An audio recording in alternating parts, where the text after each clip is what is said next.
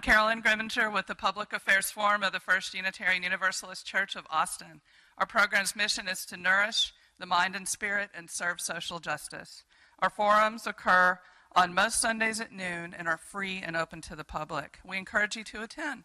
Our church is located at 4700 Grover Avenue. For more information about our Public Affairs Forum, you can go to the church website at www.austinuu.org.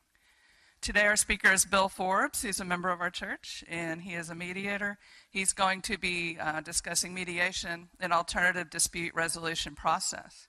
Bill is a TMCA credentialed advanced mediator, having conducted over 150 mediations at the Travis County Dispute Resolution Center, Williamson County Juvenile Detention Center, and the Central Texas Better Business Bureau.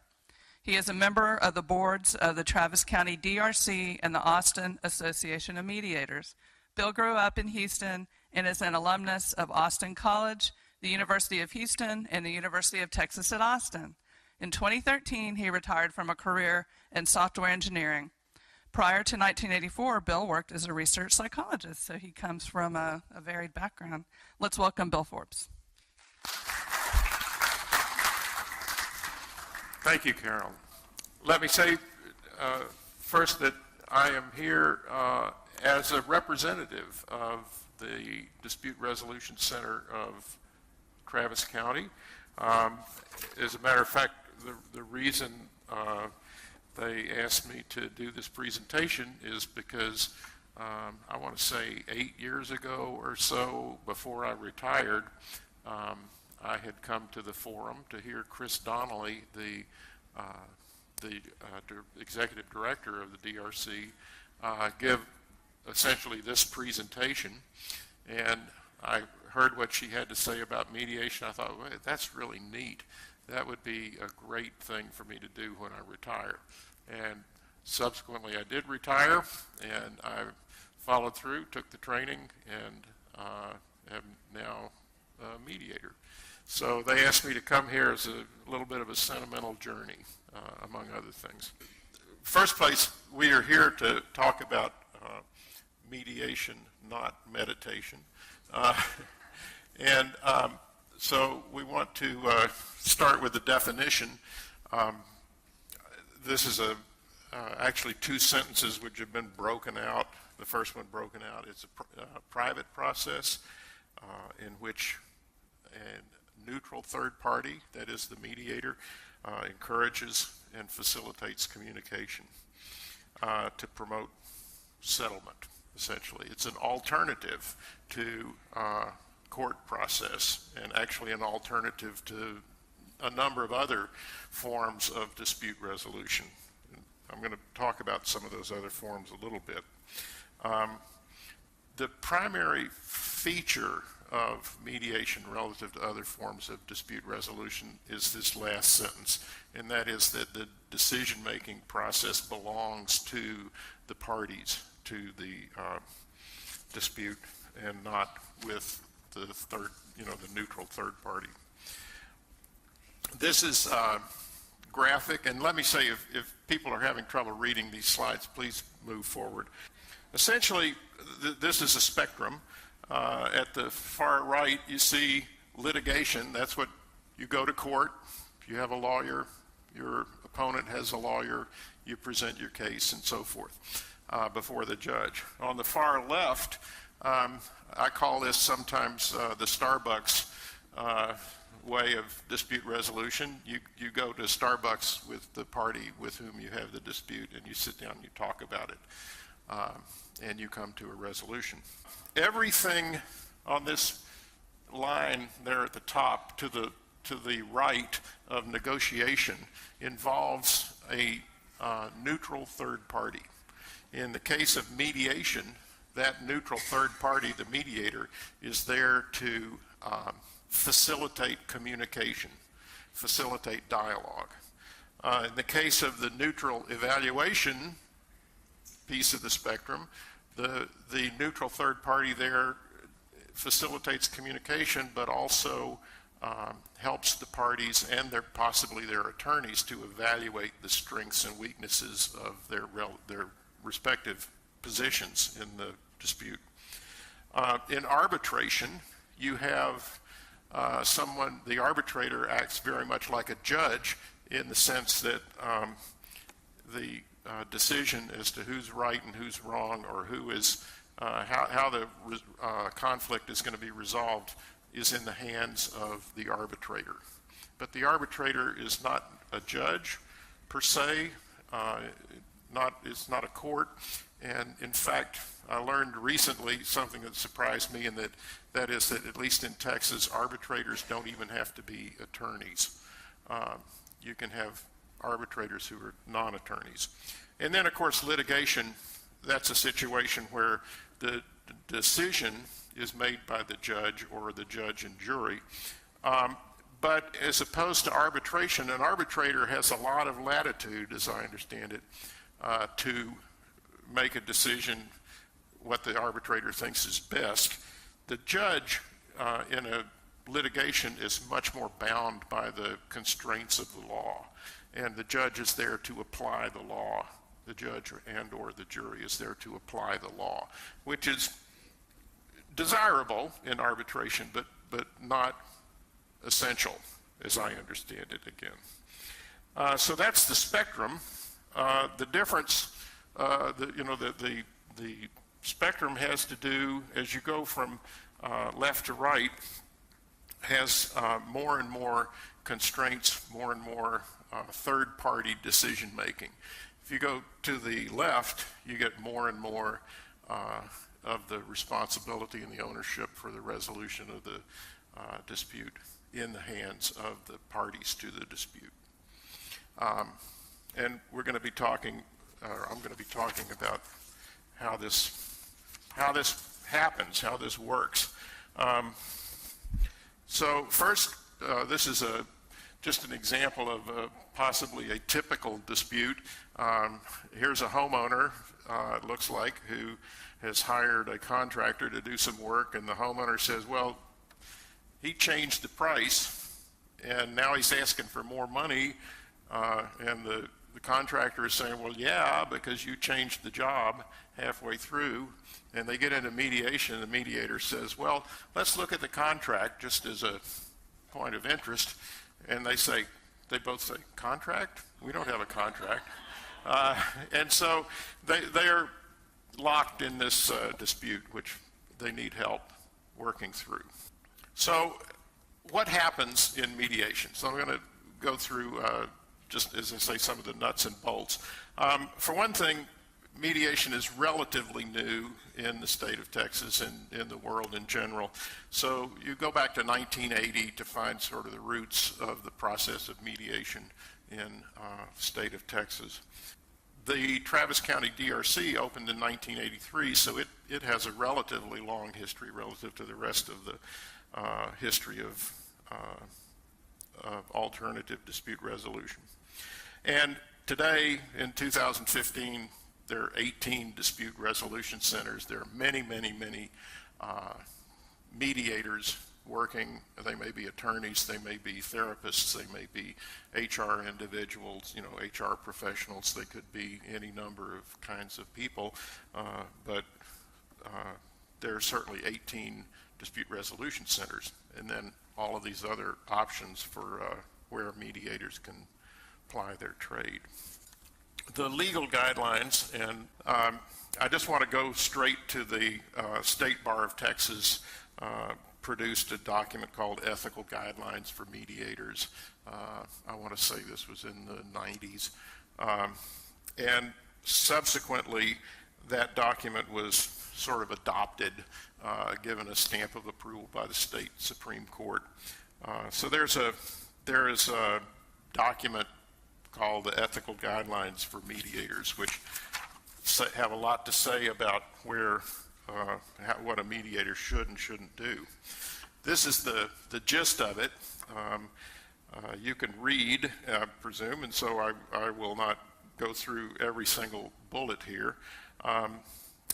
There are several things on this list that come from the guidelines that are particularly important. In particular, the mediator should not give legal or professional advice. under the guidelines approved by the state Supreme Court. So this implies that if you are an attorney and you're doing a mediation, you are not there to give legal advice. And if you give legal advice, you are violating the guidelines of the Supreme Court. If you are not an attorney and you give legal advice, you are doing that. You're not following the guidelines. You're also in danger of being brought up on charges of practicing law without a license, which you don't want to happen.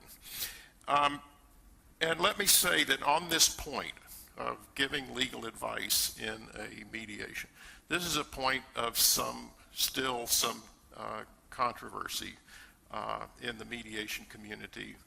There are people who say things like, if you're in a mediation and they come to write an agreement and you touch the keyboard, you're going to be hauled up on unauthorized practice of law charges. There are others who say, well, the reason people come into mediation is because they want help putting their agreement together, and so the mediator should help draft the agreement. We'll talk more about this. I'll talk more about this later on.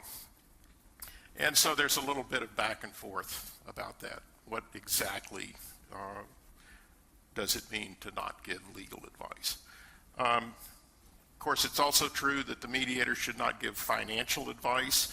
The mediator's not there to try to coerce or even influence the parties to one particular solution or another. So this is a very important point of the guidelines. Furthermore, at least as it is practiced at the DRC, mediation does not involve the mediator really even making suggestions, although for the mediator to make a suggestion would be consistent with the guidelines of the Supreme Court. So the mediator might say, for instance, well, have you considered some non-monetary exchange, to supplement the monetary exchange? That would be consistent with the Supreme Court's guidelines, but it would not be consistent with the policy of the Travis County Dispute Resolution Center. So what is the magic here? Why is mediation a good thing? What happens? Well, what I'd like to do is go through step by step. It is a structured process as it's practiced at the DRC. And these are the steps of that structured process. I'm going to be going through each of those as we go along. You start out with the mediator welcoming people and saying, this is how the process works. There's several things here that are stressed generally. One is that the mediator is impartial and neutral. So the mediator usually says something like, does either of you, either party to this dispute, know me, or personally, or by reputation? Do you have any reason to think that I couldn't be impartial? Also, this process of mediation is a confidential process, and the confidentiality of that process is designed to encourage openness. So you want the parties to be as open and flexible as possible, and so that's the reason for keeping the proceedings confidential. The mediator's introductory remarks also include just simple ground rules, and you talk about, we're here for 4 hours, right? Anybody have to leave before 4 hours? That sort of thing. And the objective of this stage is just to explain the process of mediation. So in the second step is that each party makes an initial statement. And in the initial statement, the mediator asks them to say, well, why are you here? What's the nature of this dispute? And what would you see as a favorable outcome for you? What would you like to accomplish? This is supposed to be a very brief statement, and it's supposed to be what in mediation terms is called the position you're supposed to learn the positions of the two parties. And position is a word that has a lot of excess meaning and is meant to be compared to the word interests. And we're going to talk about interests in a minute. But right now, you just want to know what the position is. So in that instance of the homeowner and the contractor, the homeowner says, he's overcharging me, and I want him to not overcharge me. No, I'm not going to pay anything more. And the contractor says, well, I did more work than I originally agreed to, and so I want an extra $2,000. It's very, very specific. And another example might be that if you had a dispute between a manager and a project lead in could be any kind of work environment. Project lead has missed, the team that project lead is the lead of has missed 4 deadlines in a row, and the manager has written up the project lead and given her a demerit, and the project lead comes into mediation and says, what I want to accomplish is to have that demerit erased. And the project manager says, no, the demerit is appropriate. Those are their positions. So this is just a sort of conversation starter, if you will. Where do people stand? What do they want? And you try to get that taken care of in relatively short order. So the next stage, it can be rather lengthy, is we call it information gathering, basically where the parties engage in back and forth dialogue about the dispute. And this is where they drag out all the details, and they have oceans of emails and talking about, well, what did you say and when did you say it, and that sort of thing. Then let me say, this is the very kind of detail that many, certainly small claims court judges don't want to hear. You know, they want to say, show me the contract. No contract, okay. You know, they're very cut and dried. But this is a back and forth dialogue. So from a mediator's perspective, what the mediator wants to get at is the underlying interests. So the project lead, in that example that I just gave, wants the demerit erased. So the mediator says, well, okay, what does that demerit mean to you? Why is it important to you that it be erased?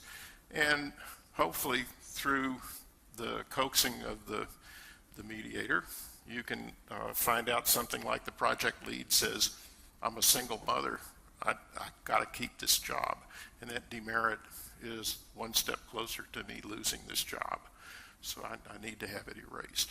Well, that's an underlying issue, an underlying interest. Maybe the manager says, look, you've missed 4 deadlines in a row. I'm responsible for the business goals of this division, and I can't meet my business goals if you keep missing deadlines. So now we're getting at, well, what does this really mean to these folks? So the objectives of this information gathering stage are to clarify the points that are in dispute. And actually, that's something that is interestingly harder than it seems. Sometimes they get in there and they don't really even understand what the other party is asking for or why they're asking for it. And so this is developing a sense of understanding of where the other party is coming from. It also gives the parties, hopefully, an opportunity to see the dispute from the perspective of the other party. And it gives parties an opportunity to vent. So they vent their frustration and anger. It also gives them an opportunity to express potentially positive emotions, expressions of concern or affection that may be part of the dialogue.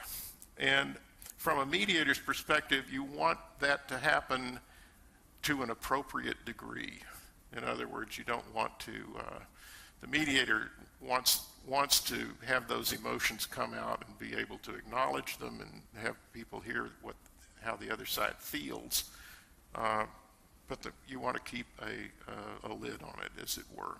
And one of the tricks that mediators are taught is when people are repeating themselves and they keep going back to the same thing, that's something that you need to try to work on. Get them to stop dwelling on something, get it out, say it, but don't dwell on it. So that's something that a mediator does to help.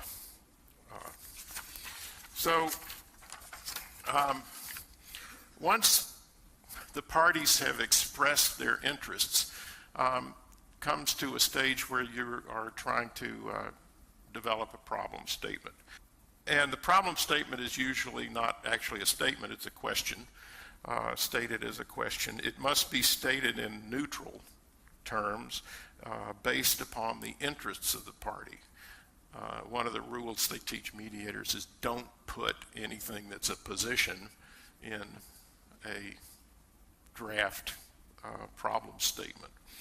So the parties have to come to a point where they say, I agree, both parties have to agree. If we can solve that problem, then the dispute will be resolved.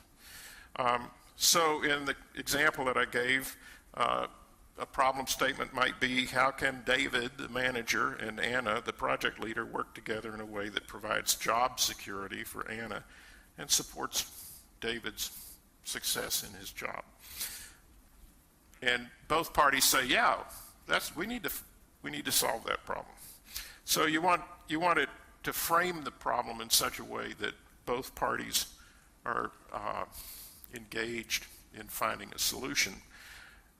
The other thing that's very important at this stage is to orient the parties to the future, because most disputes have to do with terrible things that happened in the past. And the past is gone. And one of the goals of the mediator is to get people focused on, all right, that was a bad thing, or sorry that happened, or whatever, but how do we move forward from this point? So orientation toward the future is an extremely important part of the mediation process. Once you have that problem statement, you ask the parties to engage in brainstorming, essentially. You want to get their creative juices flowing, One of the things that you tell them at this point is, if you offer a suggestion as a possible resolution, you don't have to stick with that. You can change your mind. And the objective is to get people to be as open and engaged as possible at this point of thinking of creative solutions. The emphasis on the quantity of ideas rather than the quality. You find that parties almost inevitably at this stage say, well, there's a simple solution. You pay me the $2,000 that I said I wanted. And so you write that up on the board and you say, okay, there's a possible solution. But of course your goal is to move beyond that. Again, this is an opportunity for the mediator to encourage people to think about the future rather than the past. So that's another thing that's going on. So then, once you have a healthy list of options, you get into a process of bargaining and negotiation. This is a term that I heard in continuing education one time, guide without leading. That's what the mediator should do. Mediator should help people to have their conversation and guide the conversation, get them thinking about the future, get them to vent their emotions, but not too much, and yada, yada, yada. But they're not leading. They're not telling the parties how to come to a solution. And that skill, I would say, is something that is taught in the mediation training, but it's sort of like playing an instrument, a musical instrument. You can be taught to play the cello. And then after you've had all your training, maybe 10 years later, you know how to play the cello. And it's the same thing with this aspect. How does the mediator do all of these things? And in this case, the thing that they're trying to do that is difficult is to guide, but not lead, to remain neutral. And the sub-bullets here, some of the sort of tricks of the trade. So the best solution is that the parties engage now in a consensual process of problem solving, mutual problem solving, and, kumbaya and whatnot.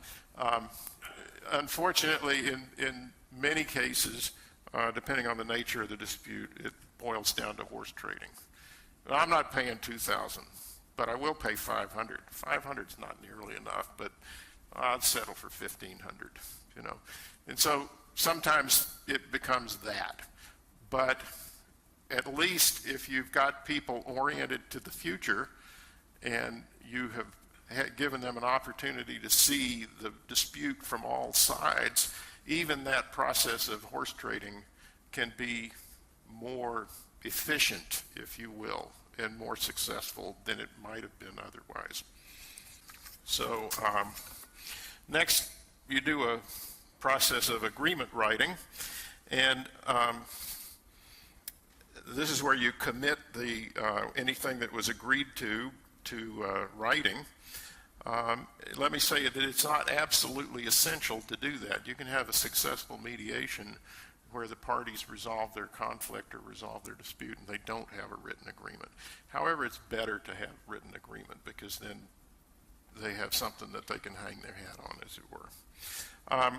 One of the important things here is that both parties should feel ownership of the solution. So you've been working with them now for 2 or 3 hours, and they're down to the point where they have an agreement. They start writing it up.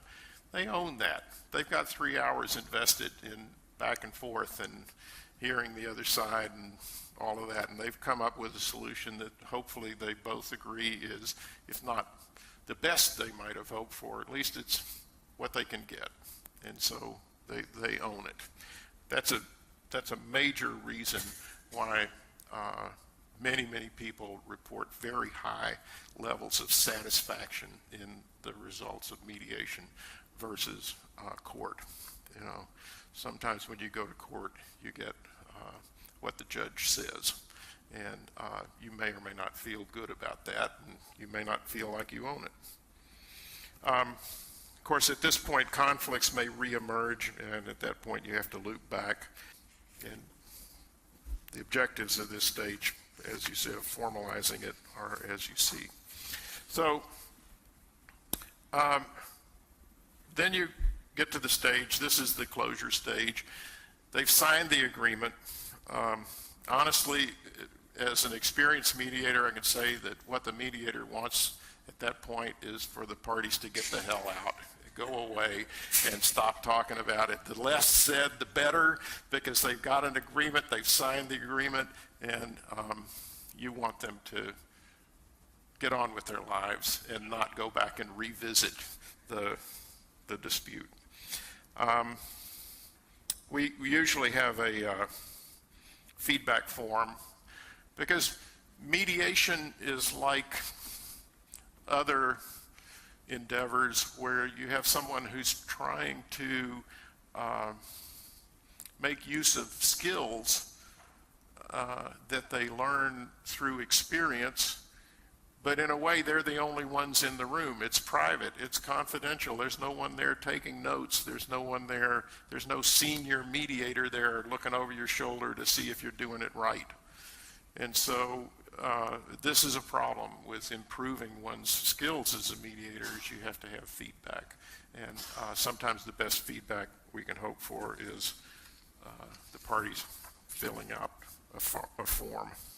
So this is a sort of a summary of what is the magic of mediation? Well, number one, it's a safe and neutral environment.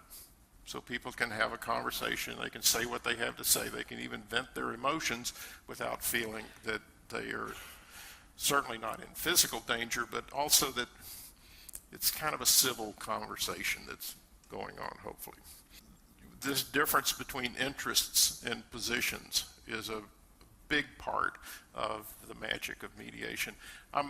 As Carolyn said, I have an engineering background, and as an engineer, I think of mediation as what's called a Venn diagram, that is a solution space. And so the parties come in and these are their positions. There's no overlap between, I'm not giving you anything, I want $2,000. There's no overlap. And what you're doing when you explore interests is you're trying to enlarge the perception or the understanding of this dispute such that there are more solutions that are possible, and hopefully solutions that involve overlap. And so that's why interests are so important in this style of mediation. Of course, you want them to look at the dispute from many different angles. Focusing on the future is crucial in mediation, and because you want to get people off of the hurts and the irritations and the frustrations that drove them there in the first place. And as I said, then ownership is a very important thing. So this might be a question that some of you are asking, is when is it that mediation is the best option? This is a question that a lot of people ask. And of course the answer is, well, there's no simple answer to that question. So what I've tried to do here is lay out some factors that favor mediation over other types of dispute resolution, namely litigation. So one is that you want to go to mediation when you think, like for instance, suppose that homeowner and that contractor were arguing over $200. Okay, you're going to hire lawyers and go to court and spend 5 hours or 10 hours or however many hours of your time for $200, but maybe you just really feel like, I really want to, this is not fair. I got to get that $200. Well, you might feel that the value in the dispute is not great enough to justify the costs of going to court. Sometimes the parties want to remain friends. I don't know, maybe that homeowner and that contractor are in-laws or, you know, friends or whatever. They got to keep it together. And going to court does not favor good relations always. The parties want the flexibility to seek a creative or a consensual solution. They want control. This is one thing I frequently tell people is, look, if you go to court, it's an adversarial system, generally speaking. And so your lawyer is going to present all of your points of view, you know, everything you have to say, and their lawyer is going to present their point of view, and then the judge is going to look at it, he's going to weigh it, and he's going to say, okay, this is the answer. And there's risk there, because you don't know whether the judge is going to rule in your favor or the jury. And there's also, you just have less control. So here in mediation, you have more control. And then sometimes the court just orders people to mediation. One of the reasons that mediation is as popular as it is, I think, is that the dockets are very, very full. And so particularly small claims courts like to refer cases to mediation because they just say, look, you know, this court is, my docket is full, so just try to work it out. And sometimes they do that. On the other hand, let's go back to the first bullet there, factors that favor mediation. Cost of litigation would be higher than the value of the dispute. How do you know what the value of the dispute is?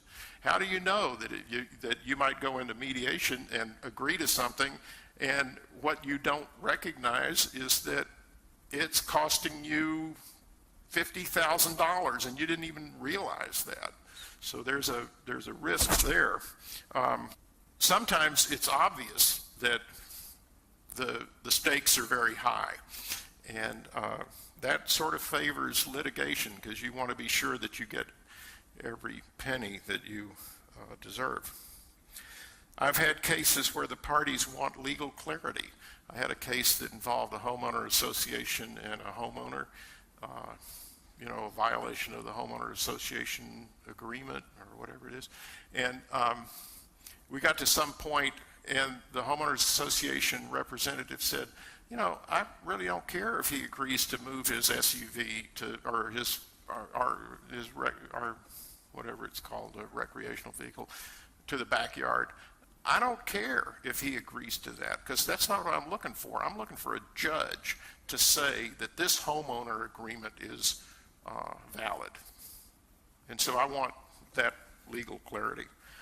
And really, in a way, the best reason in the world for making a decision between mediation and litigation is to ask your attorney. What does your attorney suggest? Attorneys are your best source of advice. And I will just leave it at that, because anytime legal issues are involved, you can't do better than ask an attorney. So that's what I have to say about how mediation works and what it's all about. What I'd like to do now for just a few minutes is talk a little bit about the services offered at the Dispute Resolution Center. And incidentally, I don't know if anybody wants to write this down, but the slides are available on the church website.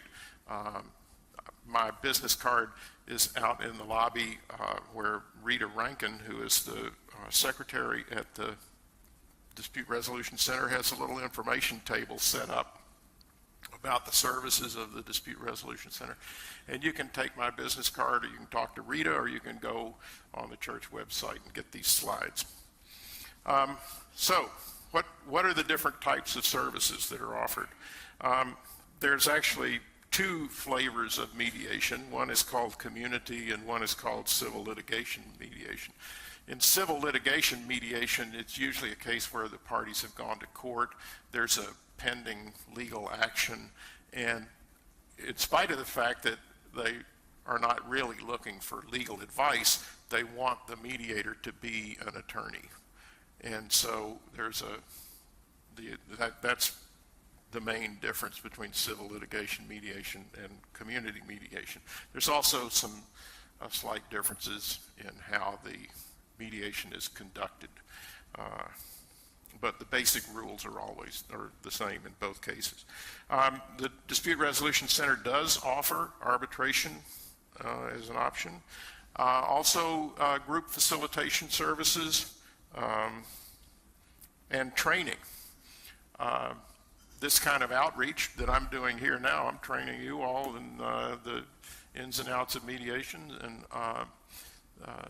also there's training for mediators.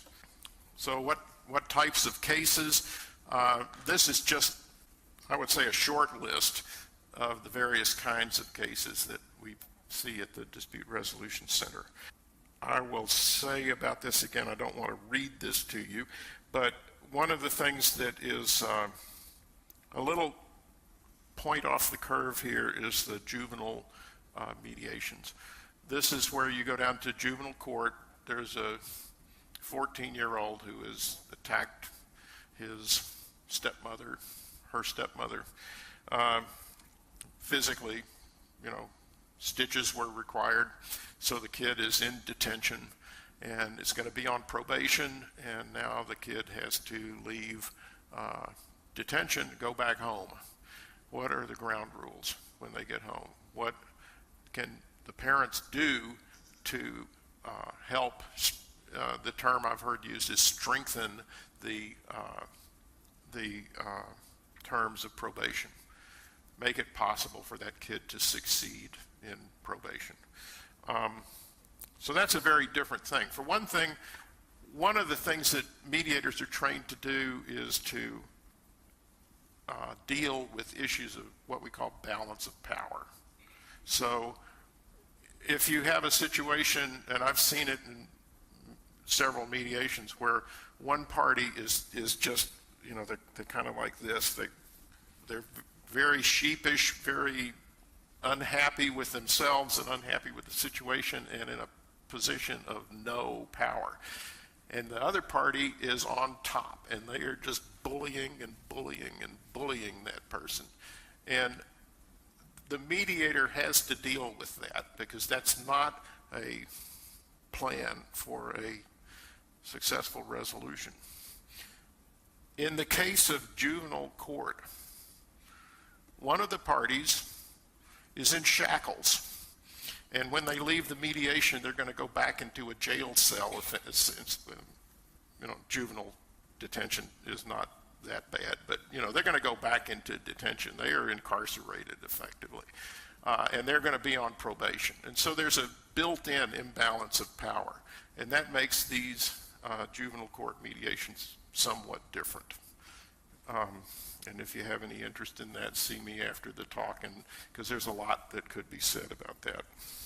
This is, again, I'll just do this. This is my last slide.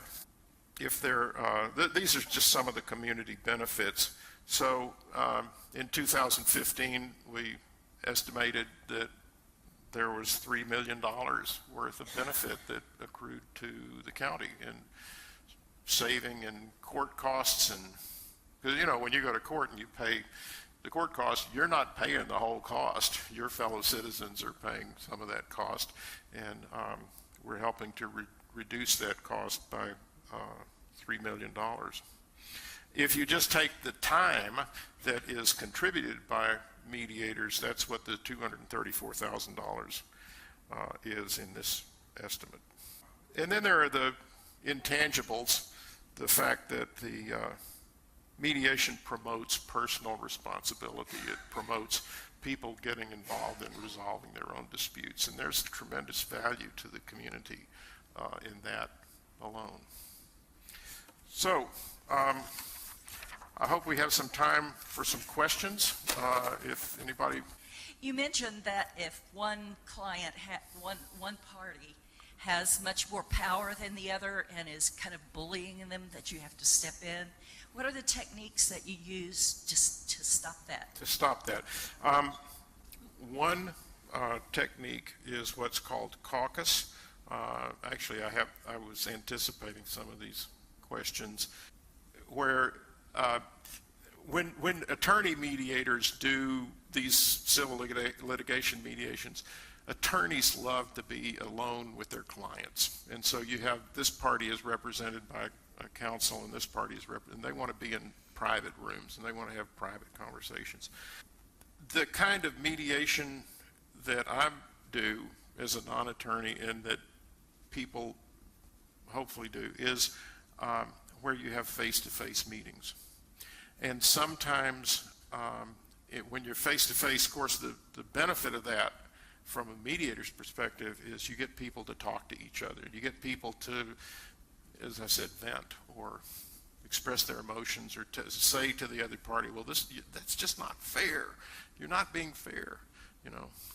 Face-to-face has a lot of benefits. But if one party is bullying the other, sometimes the mediator will say, you know what, let's go into separate rooms. And in many, many cases, it's a fallback to try to address a severe problem of bullying, but separating the parties is one thing.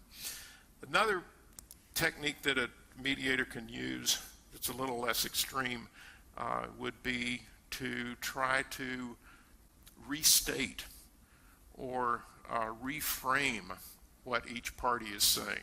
So the mediator is not there to make decisions and not there to impose his or her own understanding of the dispute on the parties.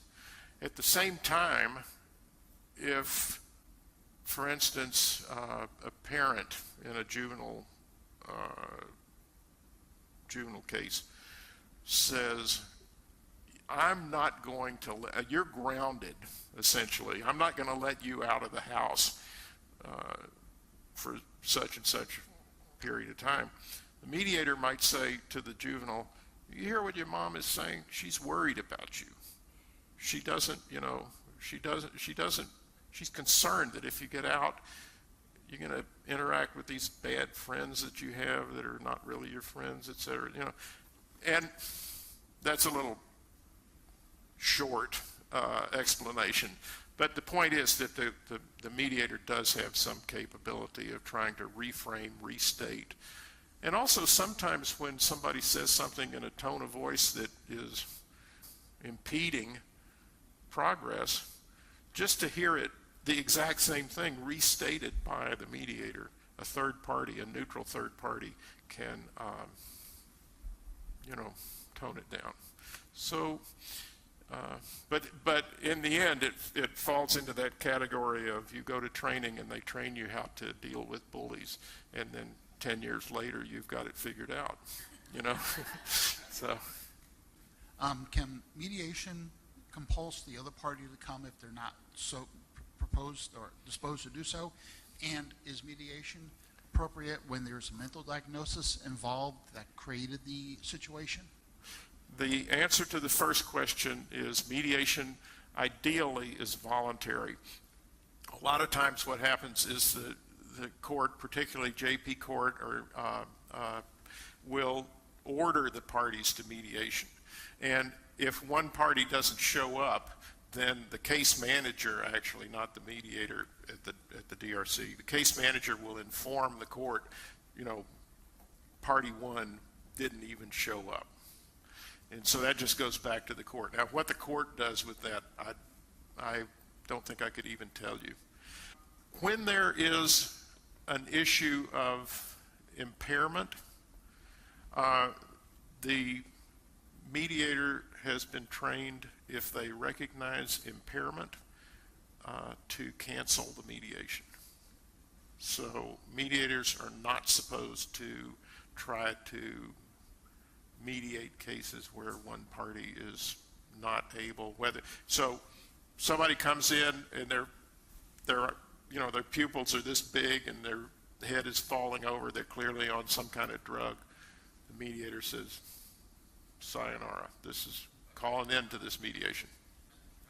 I have had situations in juvenile court cases where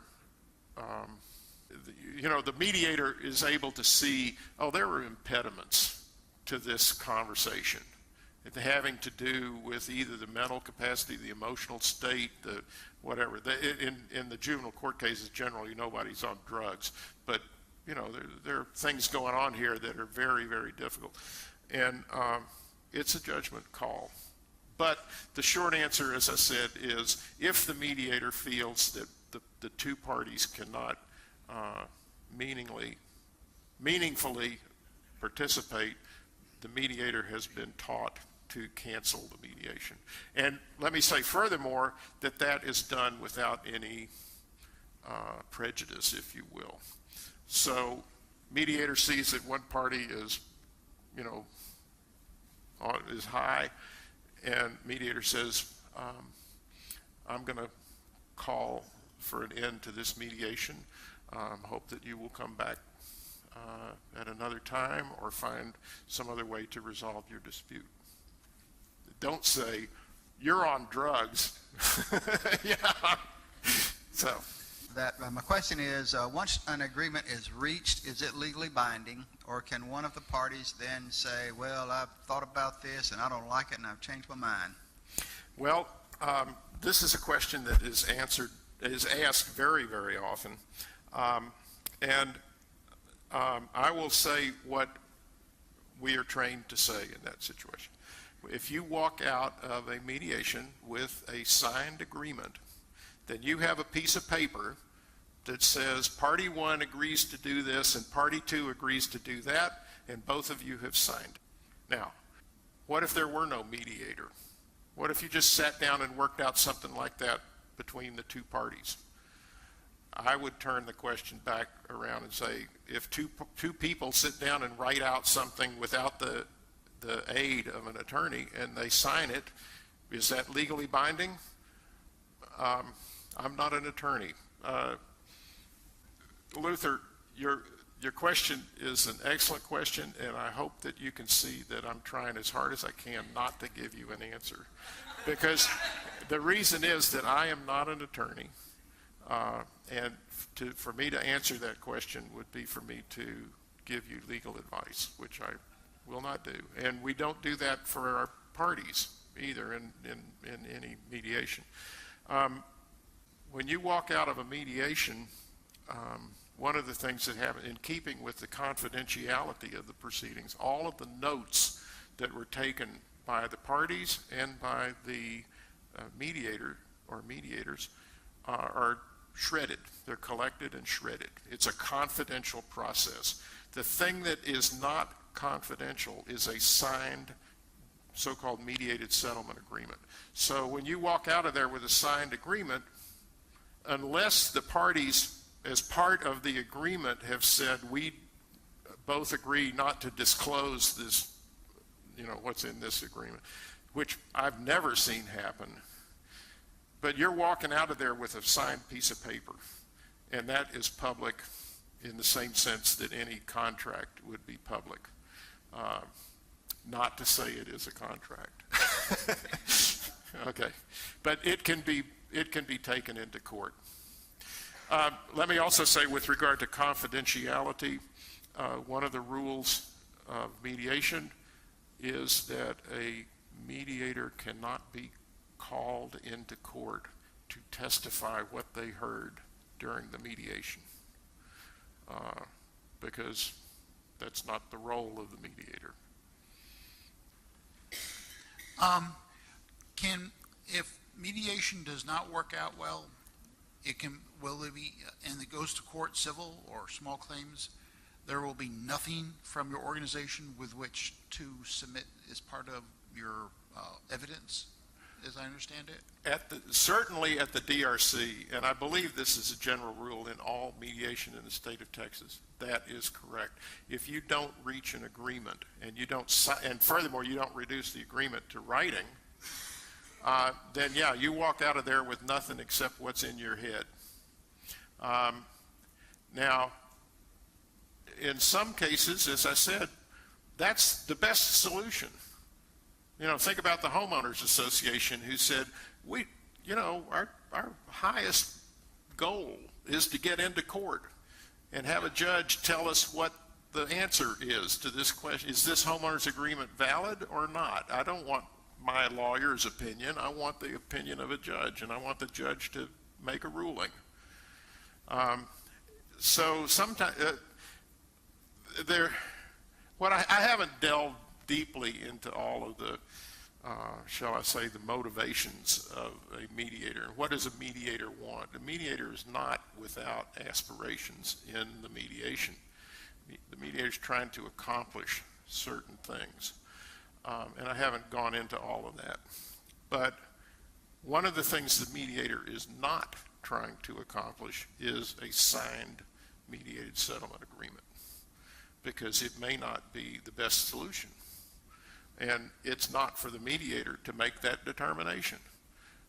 The mediator is responsible for seeing to it that the parties have looked at the dispute from all different angles, and that they've had an opportunity to hear what each other has to say, and that they've had an opportunity to explore what's going to happen in the future for them, and all of that stuff that we sort of talked a little bit about.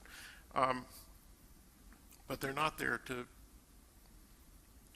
you don't hope for a mediated settlement agreement as a mediator. You hope for a result that is the most carefully considered by the parties. And yes, if you walk out without an agreement, you may or may not wind up in court. I mean, I don't know. You may postpone it. You may come back for a second session. There's all kinds of possibilities. But does that answer your question? I feel like I'm rambling a little bit here. Mm-hmm. We have a question from John Montgomery. If you'll stand up. What do mediators charge and who pays for it? And do the parties sometimes argue about who pays for what?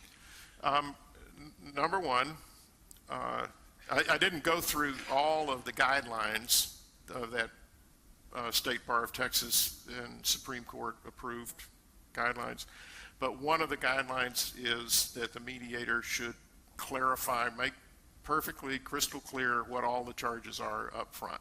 At the DRC, the fee schedule that I showed you, which I guess is here, this is what they pay. I'm sorry, it's somewhere between $0 and a couple of $100 per party for a 4-hour mediation. Of course, it depends how long it goes. The mediators are all volunteers. There is no charge for the mediator. Now, if you go and look for an attorney mediator, of which there are, frankly, quite a few in Austin in private practice, there are also, as I said, therapists who have mediation service attached to their therapy practice. Though they are not there to be therapists when they mediate, they're only there to be mediators. There are real estate agents. There are financial planners who are mediators, not to give professional advice, but just to mediate. And their fees may range anywhere from, I don't know, whatever. Some of them actually will do it on a volunteer basis, what in legal terms pro se. In other cases, they will charge what you would expect an attorney to charge, maybe even more than what you would expect an attorney to charge. And I'm sure it depends on the magnitude of the case. Some cases, which we don't see a whole lot of at the DRC, but ExxonMobil might go into mediation with ConocoPhillips over a $500 million dispute, and they want an attorney mediator, a very experienced attorney mediator there. They're going to pay more than the homeowner and the contractor. Okay, our recorded time is coming to a close, but I think Bill is willing to stick around a little bit if you want to come up and talk with them, and also remember the table with information about the DRC. Thank you very much for coming, Bill.